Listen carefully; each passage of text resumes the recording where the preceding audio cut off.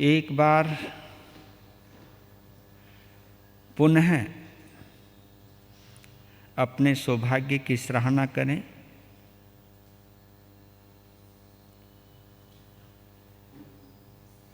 कि अंतिम केवली आर्य जम्बू स्वामी की प्यास ने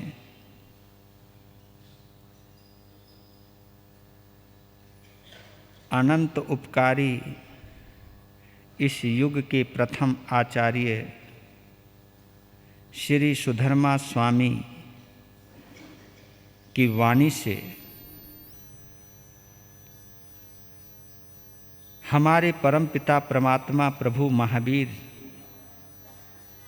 की अंतर यात्रा करने का हमको सौभाग्य प्राप्त हो रहा है वीरथुई के माध्यम से।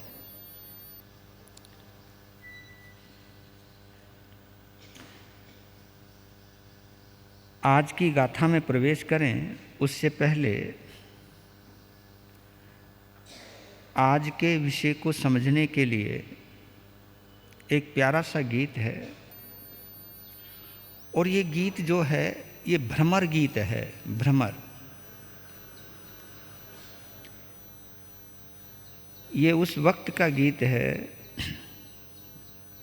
उस वक्त की कल्पना करके बनाया गया गीत है। उस वक्त का तो गीत नहीं है, उस वक्त की कल्पना करके बनाया गया गीत है।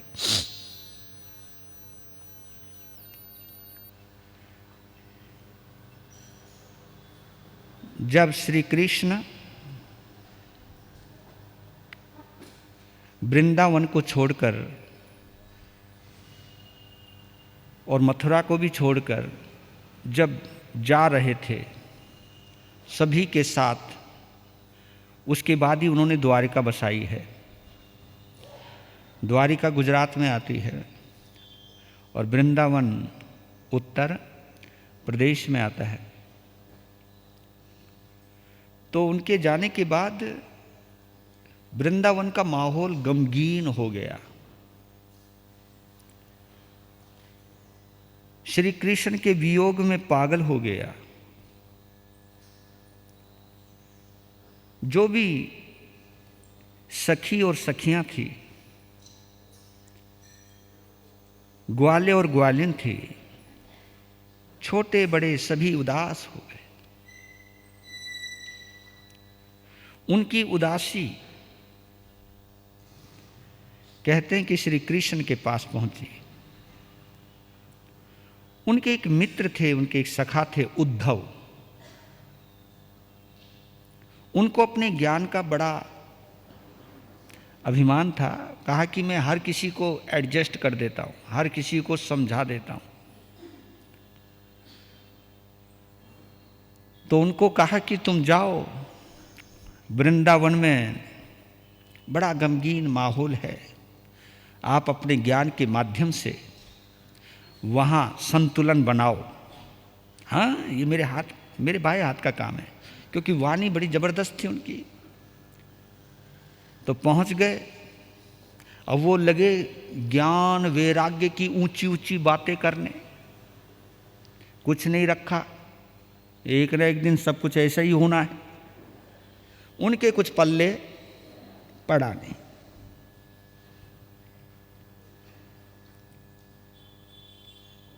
तब उस माहौल ने उद्धव को एक गीत सुनाया है। उस गीत के साथ आज का हम समावेश करेंगे। ये तो प्रेम की बात है उद्धव, ये तो प्रेम की बात है उद्धव, बंदगी तेरे बस के नहीं है, यहाँ सिर दे के होते हैं सौदे, यहाँ सिर दे के होते हैं सौदे, आशिकी कोई सस्ते नहीं है, ये तो प्रेम की बात है ऊधो, बंदगी तेरे बस के नहीं है, यहाँ सिर दे के होते हैं सौदे, आशिकी कोई सस्ते नहीं है, ये तो प्रेम की बात है ऊधो। तेरे प्रेमियों ने कब वक्त पूछा, तेरे द्वारे पे आने को भगवन, तेरे प्रेमियों ने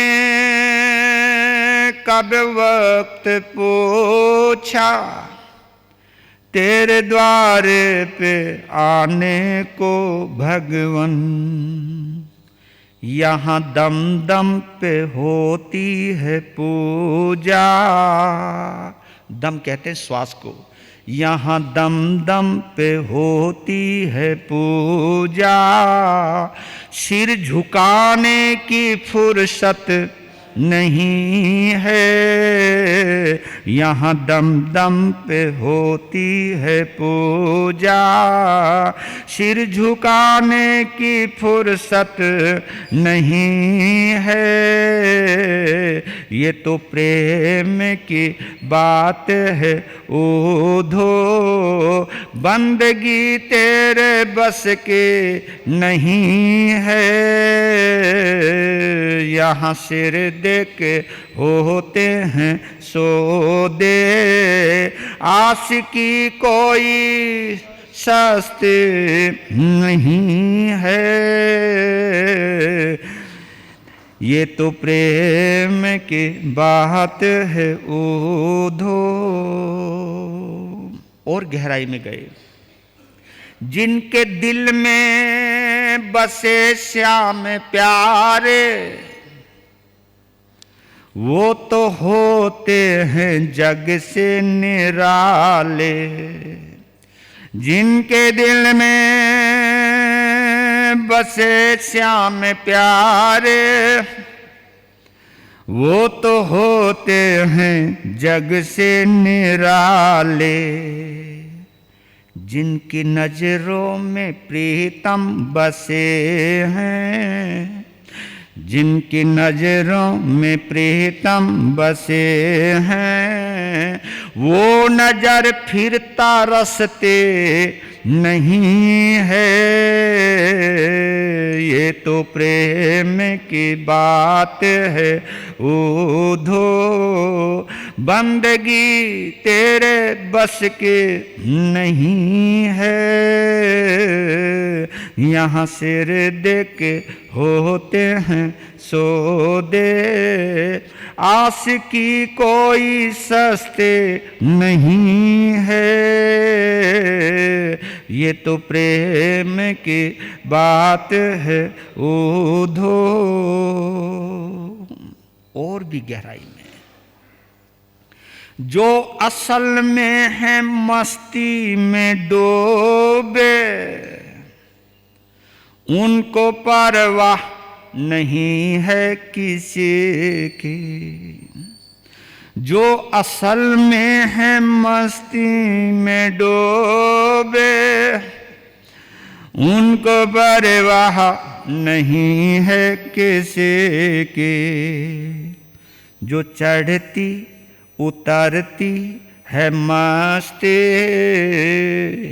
जो चढ़ती उतरती है मस्ती, वो हकीकत में मस्ती नहीं है, जो चढ़ते उतरते है मस्ती, वो हकीकत में मस्त नहीं है, ये तो प्रेम की बात है ऊधो, बंदगी तेरे बस की नहीं है,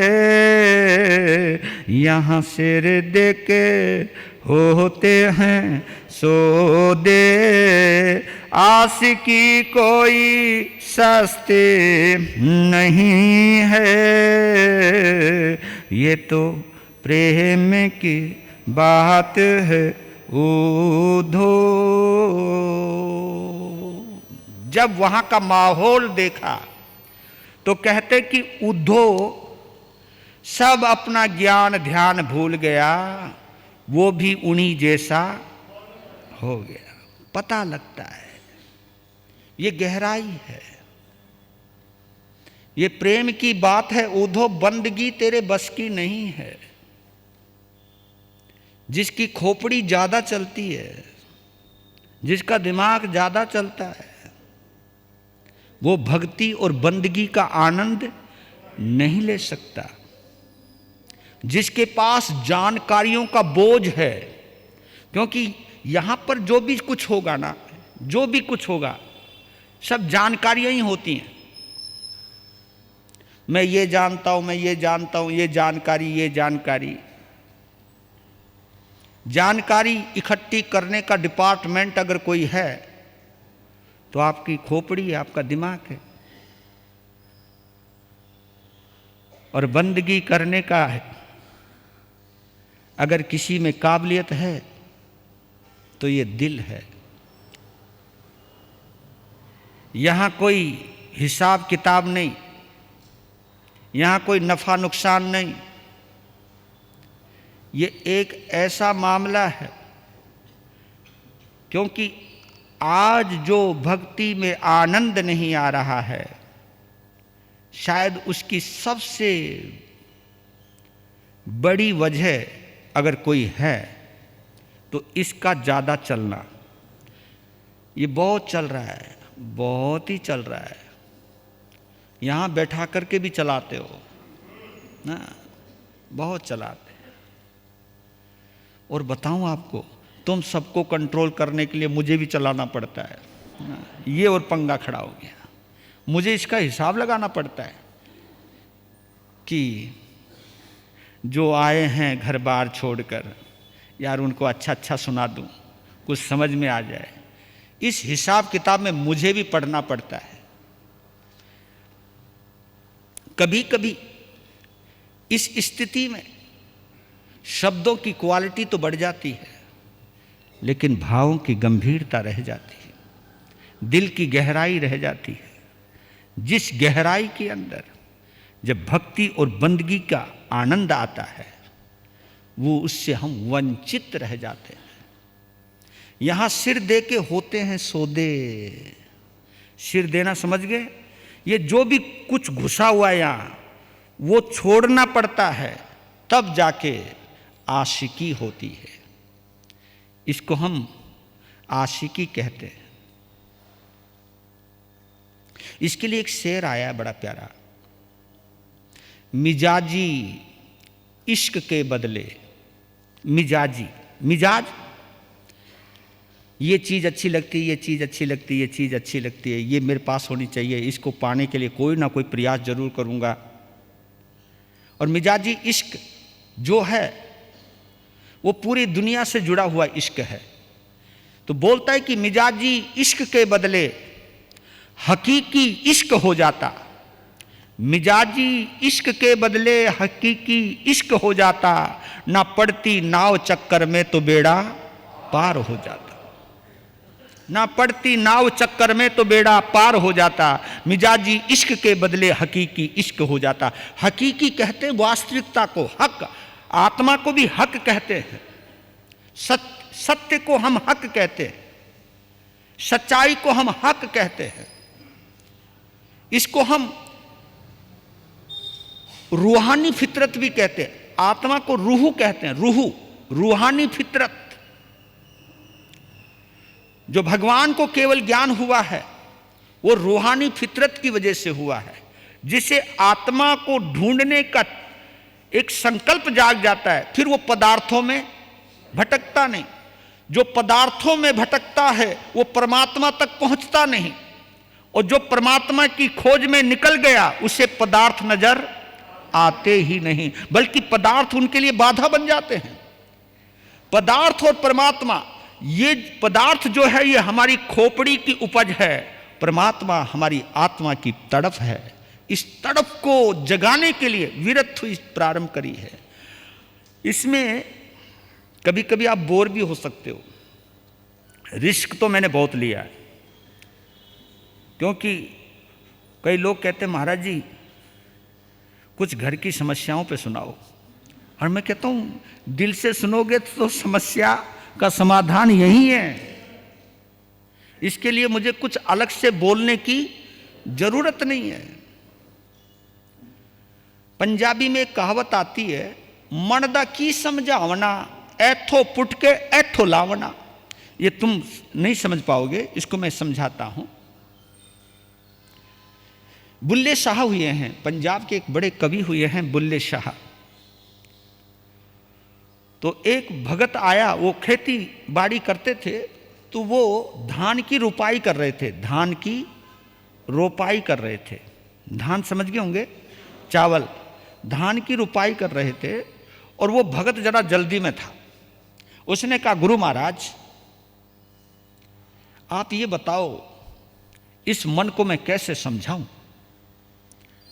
तब बुल्ले शाह ने कहा कि तू समझना चाहता है तो बोले कि मन दा की समझावना, मन को क्या समझाना, मन दा की समझावना। वहां पर एक आप देखते हो ना, धान की एक पोरी अलग रहती है,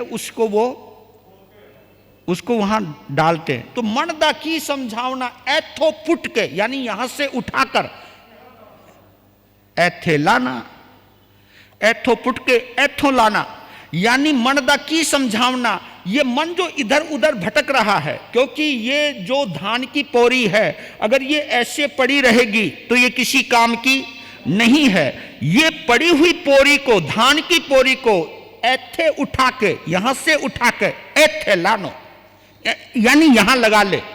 मन दा की समझावना, ये मन जो दुनिया में जा रहा है इसको वहां से हटाकर अपने परमात्मा में लगा दे, बस काम बन गया।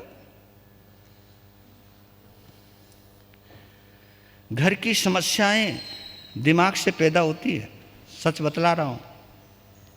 जितनी भी समस्या, चाहे समाज की हो, संघ की हो, परिवार की हो, ये कसायों की वजह से होती है। कसाय समझते होंगे, क्रोध मान माया लोभ, 18 पाप, यही सब समस्या की जड़ है।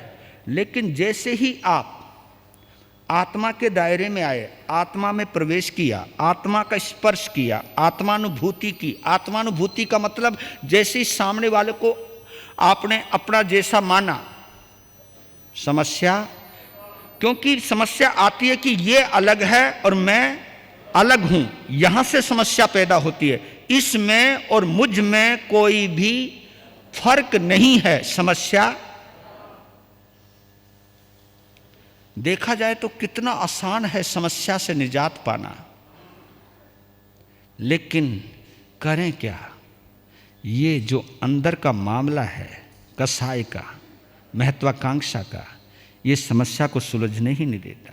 अब इसको गहराई से समझे, आज के श्लोक को लेते हैं। उड्ढम अहेयम तिर्यम दिशासो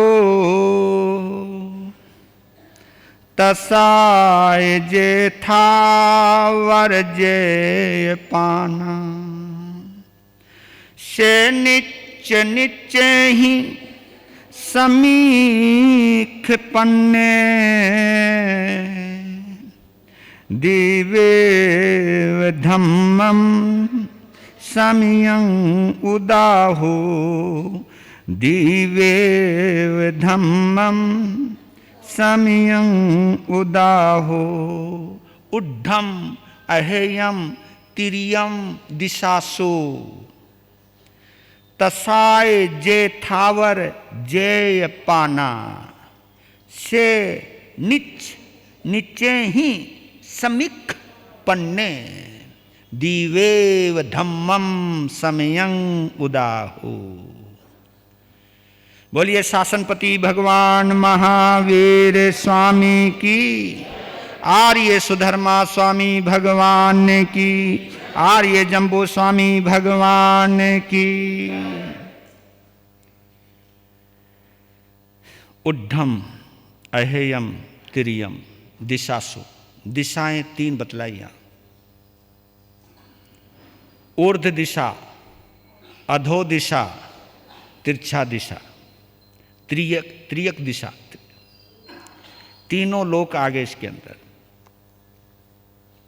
इसमें 3 लोक आए हैं, 4 गति आई हैं, 84 लाख जीवा योनि आई, सभी इसी में आ गए। उड्ढम अहेयम तिर्यम दिशासु, यानी हम देखा जाए जो हम चक्कर काट रहे हैं, हाँ, ये जो बराबर में सर्कस लगा हुआ है ना, उसमें एक बहुत बड़ा झूला है, झूला है,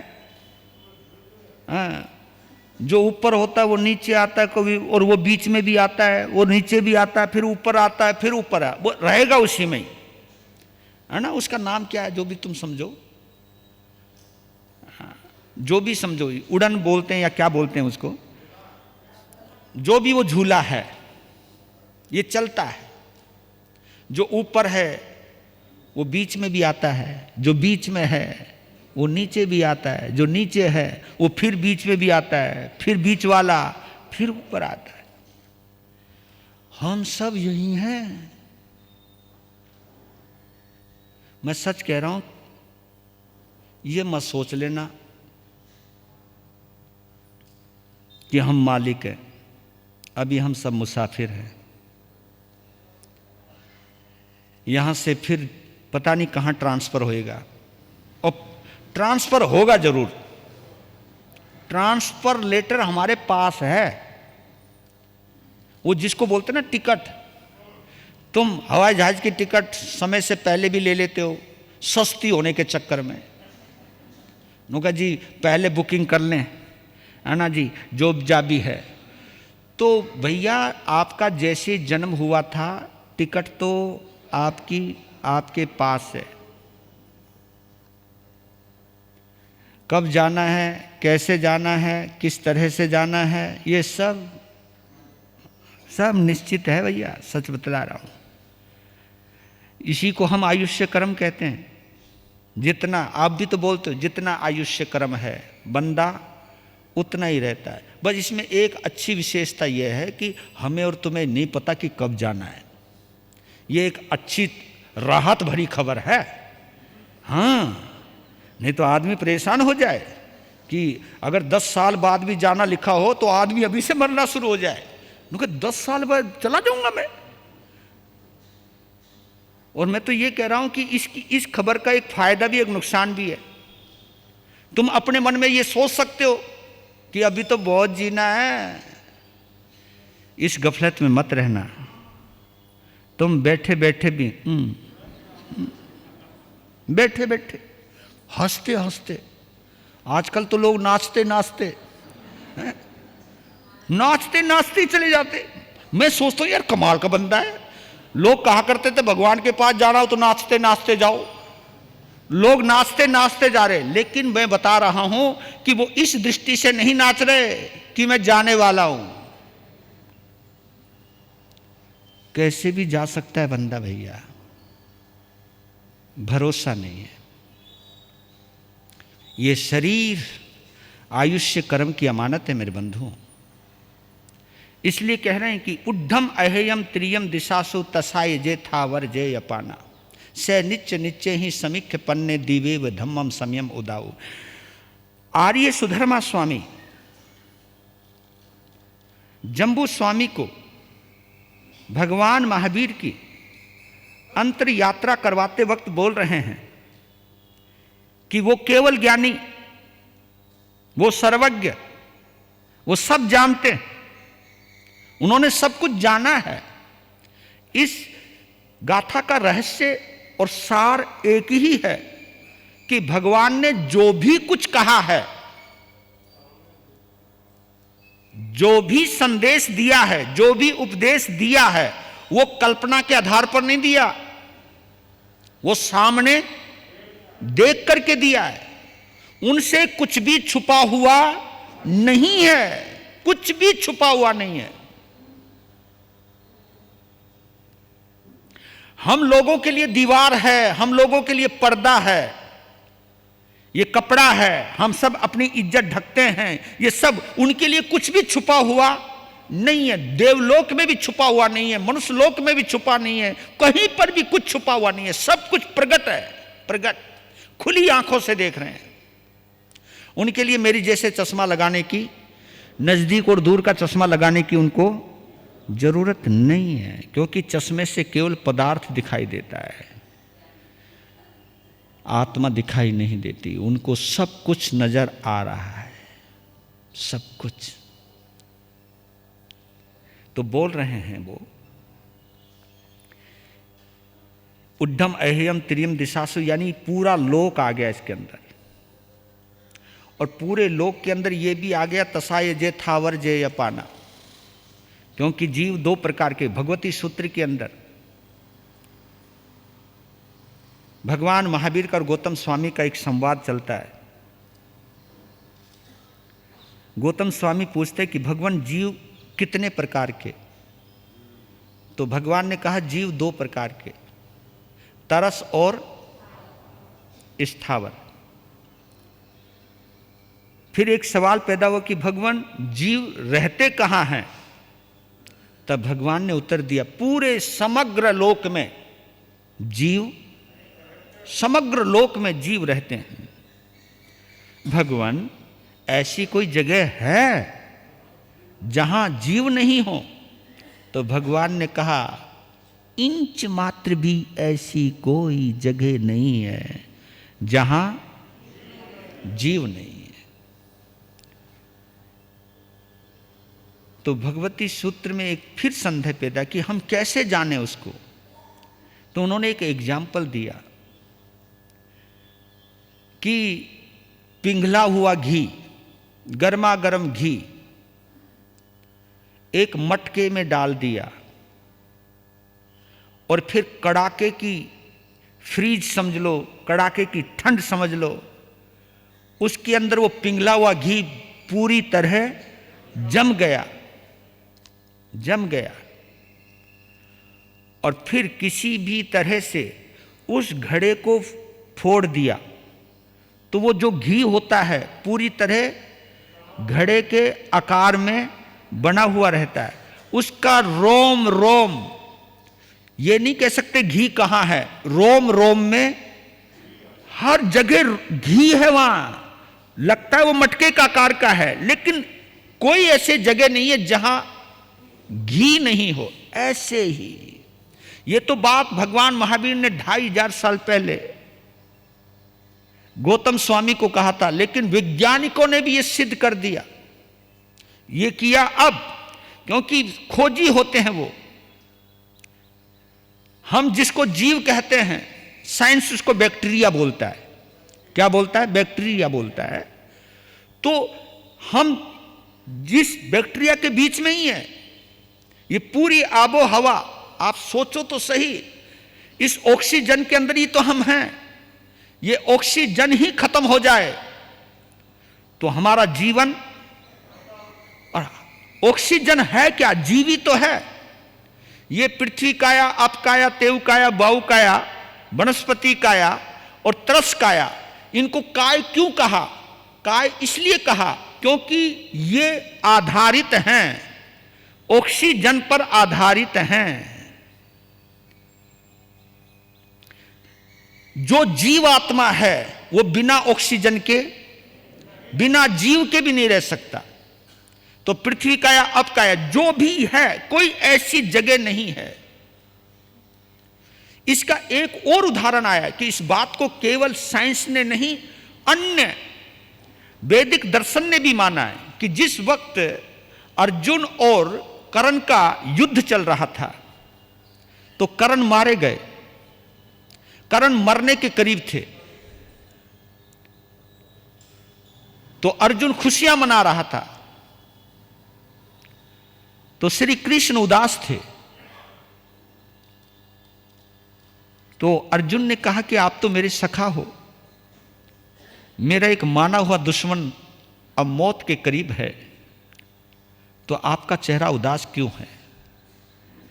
कहा कि वो दुश्मन तुम्हारा हो सकता है, मेरा दुश्मन तो नहीं है।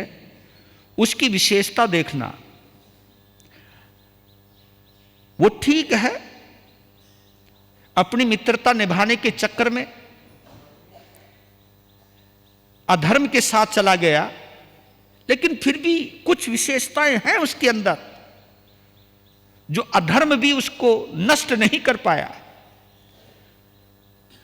वो एक अद्भुत व्यक्तित्व है जो आज इस धरती से विदा हो रहा है।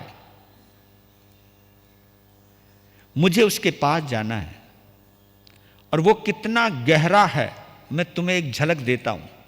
श्री कृष्ण ने अर्जुन को कहा, तो कहते हैं कि श्री कृष्ण अर्जुन को लेकर कर्ण के पास आए।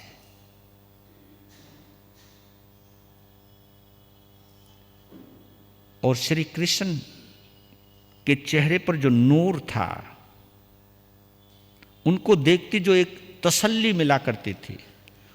तसल्ली हर किसी को तो नहीं मिलती थी, लेकिन जो प्रबुद्ध होते हैं अंतर जगत के,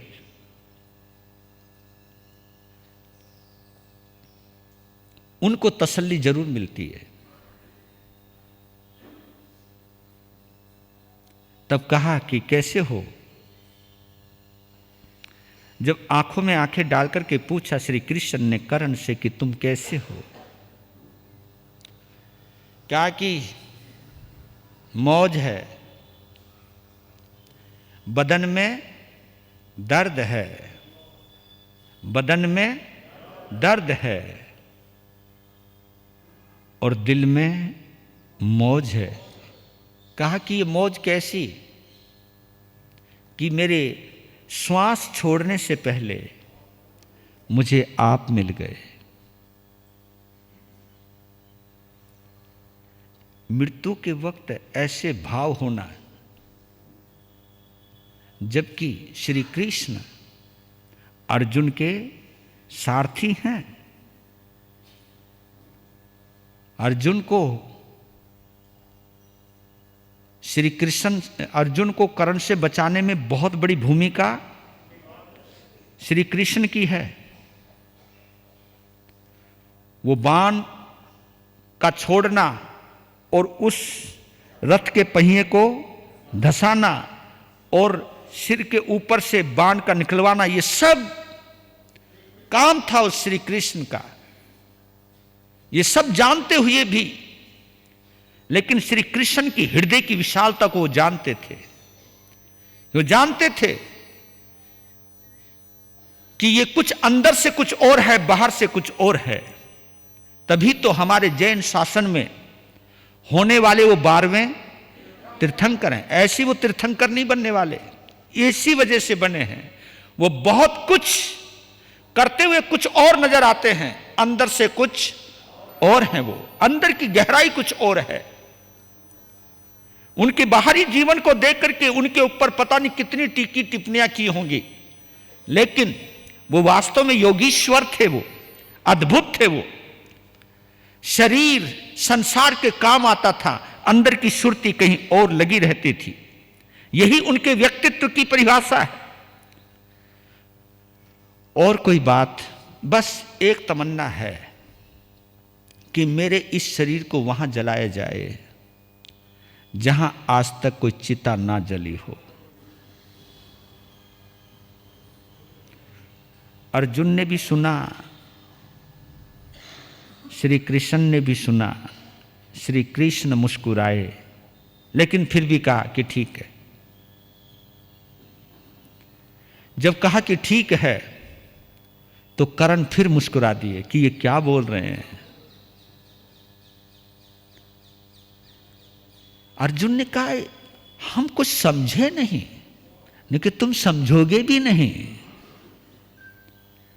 तुम कर्ण को दुश्मन समझते हो, इसलिए कर्ण की गहराई को तुम नहीं जान सकते। ऐसे आप लोग और हम लोग साधु साध्वियों को जब संप्रदाय की दृष्टि से देखने लग जाते हैं, परंपराओं की दृष्टि से देखने लग जाते हैं तो हम कभी उनकी गहराइयों को नहीं समझ पाते, क्योंकि फिर हमें वही दिखाई देता है जो हमें दिखाया गया है, जो हमें समझाया गया है, जो हमें बताया गया है, जो हमारे अंदर घुसाया गया है, हम केवल वही दिखाई देते हैं। लेकिन महावीर कहते हैं कि शरीर के पार भी कुछ और है। शरीर तो स्थूल है, स्थूल बादर है ये, लेकिन अंदर की गहराई कोई और होती है। लेकिन उस गहराई को जांचने के लिए खुद गहरा होना पड़ता है, खुद गहराई में उतरना पड़ता है, तभी जाकर के वो गहराई उपलब्ध होती है। तो कहते कि श्री कृष्ण कर्ण के शव को लेकर के घूमते रहे, लेकिन जहां भी वो जलाने की तैयारी करते आवाज आ जाती, यहां तो सैकड़ों जले हैं, एक नहीं सैकड़ों जले हैं। धरती का कोई ऐसा कोना नहीं, पहाड़ का कोई ऐसा कोना नहीं जहां उनकी चिता सजाई ना गई हो। लेकिन लास्ट में एक आवाज आई कि अगर तुम वचन निभाना चाहते हो तो ये वचन निभा नहीं पाओगे, क्योंकि यहां तो मैं जला हूं, मैं जला हूं, मैं जला हूं, मैं जला हूं, मैं जला हूं।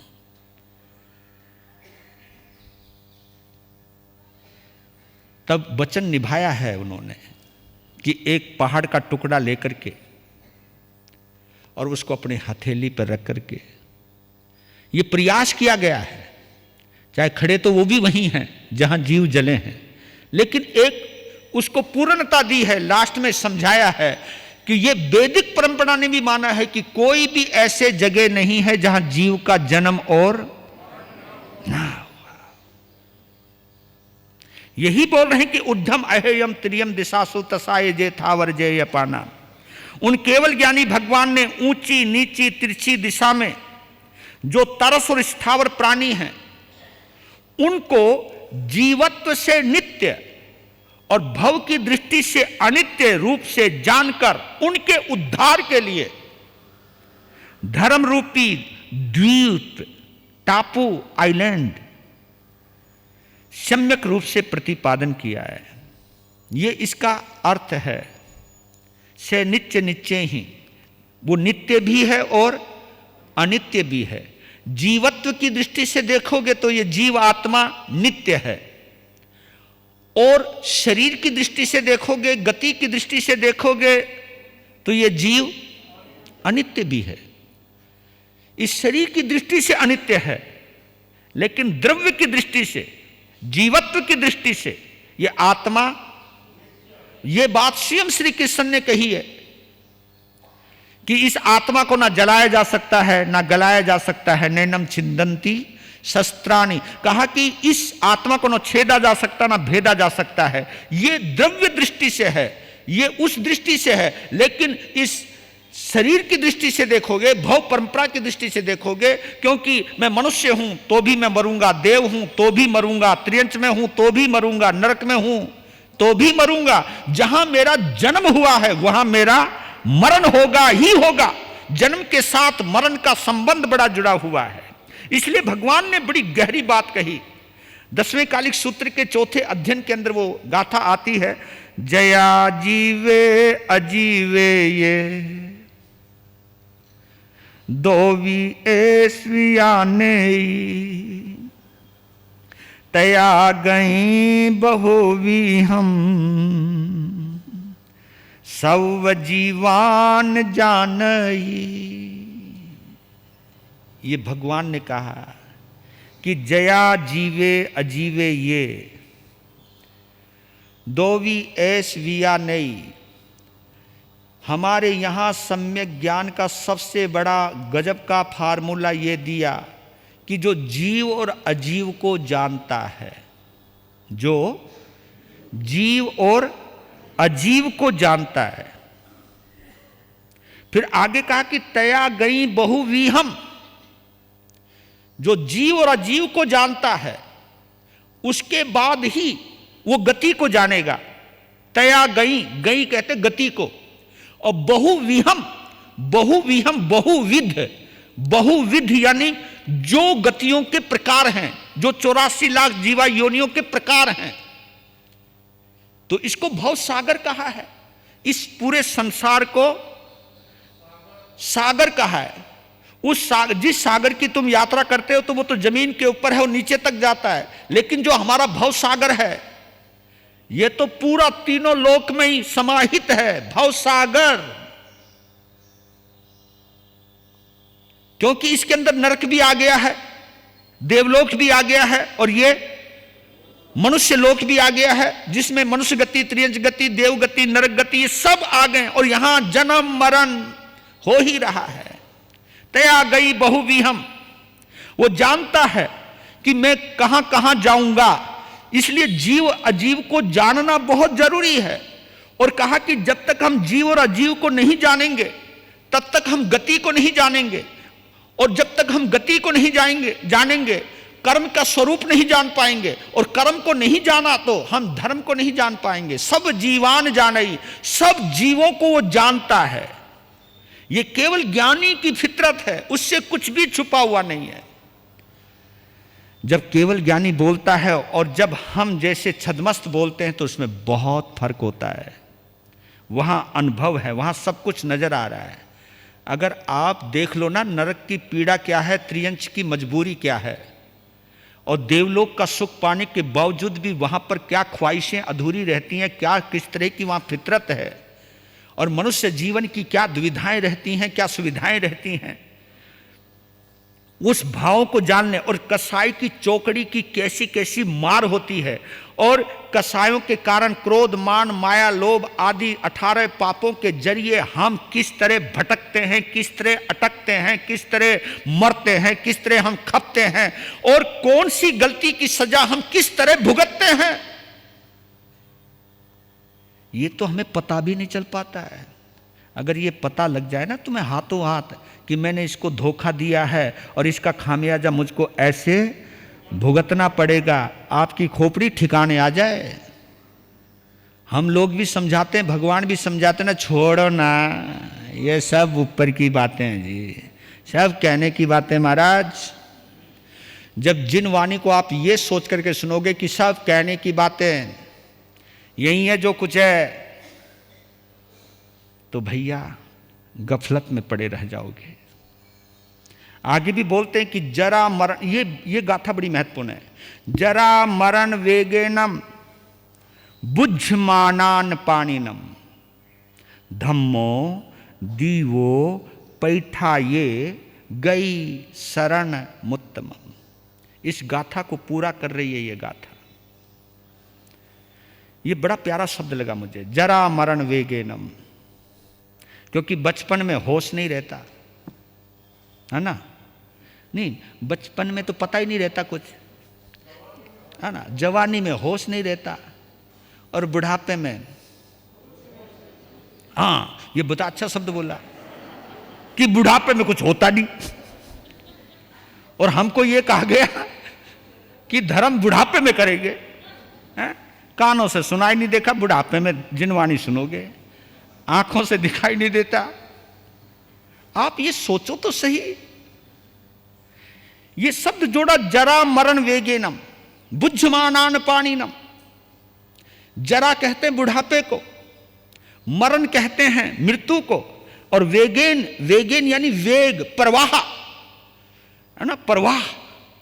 ये जरा मरण का जो प्रवाह है, जो बाढ़ चल रही है, जो एक बहाव है, इस बहाव में सब बह रहे हैं। आप लोग केवल अपना और अपना हिसाब किताब लगाते हो, लेकिन इस प्रवाह में पता नहीं कितने सिकंदर बह गए, कितने राजा महाराजा बह गए, कितनों के सपने बह गए, कितनों के इरादे बह गए। जरा को क्यों बोला, मैं सच बतला रहा हूं। आज का आदमी डॉक्टरों के सहयोग से अपने बुढ़ापे को झुठलाने की कोशिश में जुटा है ना जी। भस्म खा रहा आजकल, भस्म, हाँ हीरे की भस्म, चांदी की भस्म, है ना जी, सोना चांदी च्यवनप्राश, हाँ खा रहा है। वह बॉडी बनी रहे, मेरी फिट बनी रहे। अरे भोलिया बात सुन, तू कुछ भी कर, ये सब रहना है। बुढ़ापा आते ही, बुढ़ापे को क्यों गिना? क्योंकि बचपन में ये पता ही नहीं रहता क्या अच्छा है क्या बुरा है, और होश जवानी में भी रहता नहीं, मस्त जवानी रहती है जी। बुढ़ापे में पता चलता ये की हुआ, ये क्या हुआ। एक गीत है मेरा, तुम कहो तो सुनाऊं, है तो पंजाबी टोन का, टाइम हो रहा है इधर। वो गीत बड़ा प्यारा है, सुनाऊं? हाँ, पंजाबी में समझ में तो आएगा नहीं। हाँ, नुका जी हम भी पंजाब में दर्शन करने जाते हैं, वही गीत बड़ा प्यारा लगा मुझे ये। हुन की करिए मेरे राम विच बुढ़ापे दे। हुन कहते हैं अब, जब आदमी बूढ़ा हो जाए तब, और भगवान के आगे बोल रहा है एक बूढ़ा व्यक्ति, हुन की करिए मेरे राम विच बुढ़ापे दे। बुढ़ापे में क्या करूं जी, कुछ होता ही नहीं, टांग उठती नहीं अन्ना जी। 90 कोण पे ये शरीर झुक गया। हुआ था एक बार, एक माता जी 90 कोण पे झुकी हुई चल रही थी, और एक जवानों की टोली जा रही थी। बोलने लगा मजाक में, मां नीचे के देखे तू? ओ कमर थोड़ी सी करी सीधी, बोली बेटा जवानी ढूंढूं। क्या बोली? जवानी ढूंढूं, मिले कोनी। हुन की करिए मेरे राम विच बुढ़ापे दे। हुन की करिए मेरे राम विच बुढ़ापे दे। कोई न लेंदा सार विच बुढ़ापे दे। ओ कोई न लेंदा सार विच बुढ़ापे दे। बूढ़े व्यक्ति को कोई पूछता भी नहीं, तभी आप लोग इधर ही आ जाते हो। अब क्या करें? और महाराज जी लेके बैठ जाओ तुम, न कि महाराज तुम ही हो जो तुम हमें समझो। बच्चे तो जी कोई यूं निकल जाए, कोई यूं निकल जाए, कोई यूं निकल जाए, कोई हमारी तरफ है। फिर क्या बोला? झड़ जाती है काया सारी, झड़ जाती है काया सारी, लग जाती है नवी बीमारी, लग जाती है नवी बीमारी। खांसी कदे बुखार विच बुढ़ापे दे। हुन की करिए मेरे राम विच बुढ़ापे दे। हुन की करिए मेरे राम विच बुढ़ापे दे। चंगा भोजन कोई नहीं देंदा। समझ गए होंगे चंगा? हाँ, मन करता है जब दूसरे माल ताल खावे। बूढ़े व्यक्तियों का भी मन करता है, लड़ तो हुए है, लेकिन करें क्या? अब कुछ खिलाने का मन करे तो डॉक्टर ने भी मना कर दिया, ये ना खाइयो। चंगा भोजन कोई नहीं देंदा, दवा दारू भी कोई नहीं देंदा। बच्चे भी कहने लगे, बापू अब कुछ नहीं होना, ये दवा दारू बंद करना। चंगा भोजन कोई नहीं देंदा, दवा दारू भी कोई नहीं देंदा। ऊपर से झिड़का मिले 1000 विच बुढ़ापे दे। ओ झिड़का मिले 1000 विच बुढ़ापे दे। हुन की करिए मेरे राम विच बुढ़ापे दे। ऊपर से सारा टब्बर देख के कूड़े। टब्बर समझ गए होंगे, ये टब्बर कहते हैं बच्चों को। सारा टब्बर देख के कूड़े, क्योंकि जहां खांसी हुआ खक और वहीं थूक दे। ये क्या कर दियो भाई? अरे थोड़ा सफाई का ध्यान रखा करो, हाइजेनिक सुविधा आपको सोचना चाहिए। क्योंकि पहले बेचारा बुढ़ा वहीं थूक देता था।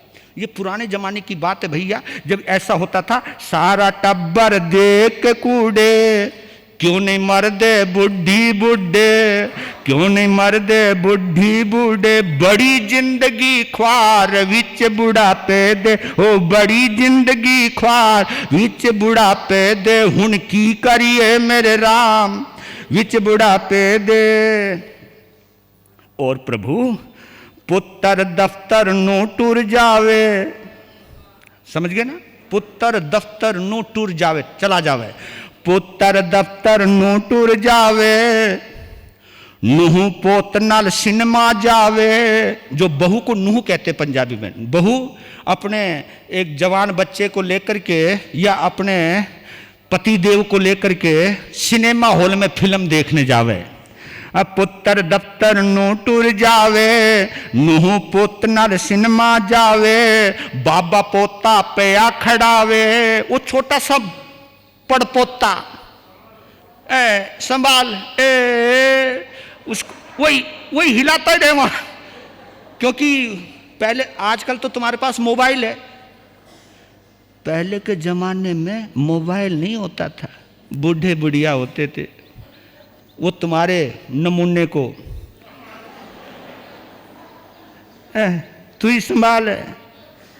बाबा पोता पे खड़ावे, ऊपर से घर का चौकीदार, विच बुढ़ापे दे हुन की करिए मेरे राम, विच बुढ़ापे दे। एक रोता हुआ क्या बोलता, महल कोठियां बड़े बनाए, महल कोठियां बड़े बनाए, कमरे भी में खूब सजाए, कमरे भी में खूब सजाए, सोफे सेट अंदर लगवाए, सोफे सेट अंदर लगवाए, डबल बेड अंदर लगवाए, डबल बेड अंदर लगवाए, पुत्र पौत्र अंदर सुलवाए, पुत्र पौत्र अंदर सुलवाए, साड़ी मंजी बहार विच बुढ़ापे दे, ओ साड़ी मंजी बहार विच बुढ़ापे दे हुन की करिए मेरे राम, विच बुढ़ापे दे। मंजी कहते खाट, खाट बार नुके तू बाहर सो हो। फिर भगवान के बोल हो, क्योंकि राम से बोल रहे हैं, तो राम बोलिया धर्म कर्म भी नहीं कमाया। जब जवानी था, जब तो कुछ नहीं हुआ तेरे से, धर्म कर्म भी नहीं कमाया, मंदिर में भी कोई न बनाया, दान पुण्य भी नहीं कराया, राम दा नाम भी नहीं धियाया। और कैसे हो बेड़ा पार विच बुढ़ापे दे, ओ कैसे हो बेड़ा पार विच बुढ़ापे दे, हुन की करिए मेरे राम, विच बुढ़ापे दे, हुन की करिए मेरे राम, विच बुढ़ापे दे। यही चीज सोचनी है। भगवान महावीर, सुधर्मा स्वामी भगवान महावीर के लिए बोल रहे हैं कि वो सब जानते हैं, से नित्य नित्य ही समीक्ष पन्ने, नित्य क्या है अनित्य क्या है, इसकी समीक्षा की है उन्होंने, अपने ज्ञान में देखा है, अवलोकन किया है उनका इन सब चीजों को। क्योंकि जब कोई बाढ़ में बह रहा हो और समुद्र के तूफान में घिर गया हो, और जो जीने की इच्छा रखे हुए हो, बचना चाहता हो, तो उस वक्त उस समुद्र के बीच में कोई टापू नजर आ जाए, टापू द्वीप नजर आ जाए, तो उस व्यक्ति को एक होप जाग जाती है, एक आशा जागृत हो जाती है, बस किसी तरह से मैं यहां पहुंच जाऊं। तो इस संसार सागर में ये धर्म जो है एक टापू की तरह है, जहां आप अपने आप को परमात्मा को सौंप सकते हो, दुनियादारी से मोह ममता तोड़ सकते हो, प्रभु से नाता जोड़ सकते हो, और उनकी शरण में अगर आ गए, सब इच्छाएं छोड़कर, इच्छा तो छोड़नी पड़ेगी, तृष्णा तो छोड़नी पड़ेगी, सब इच्छाएं छोड़कर, तृष्णाएं तोड़कर प्रभु की शरण स्वीकार कर ले, तो उस वक्त जो राहत मिलती है वो राहत बहुत गजब की होती है। उसी राहत को धर्म कहा है, क्योंकि एक चीज मान करके चलना। हमारे यहाँ बहुत सुंदर विधान है कि मरने से पहले आलोचना करो, मरने से पहले संथारा करो, मरने से पहले संसार से अपना नाता तोड़ दो, संबंध तोड़ दो, ये छोड़ दो कि ये मेरे हैं। आपको ये सोचना चाहिए कि इस आखिरी वक्त में कोई मेरा साथ देने वाला नहीं है, कोई भी मुझे मौत के पंजे से बचाने वाला नहीं है, और ये मौत मुझे मारे उससे पहले ही मैं परमात्मा की शरण ग्रहण करूं, और परमात्मा की शरण ग्रहण करके मौत का जो खौफ है उसे दूर करूं और मृत्यु का स्वागत करूं। क्योंकि मृत्यु का स्वागत कोई बहादुर किया करते हैं, ये चीज हमारे अंदर आनी चाहिए। ठीक है।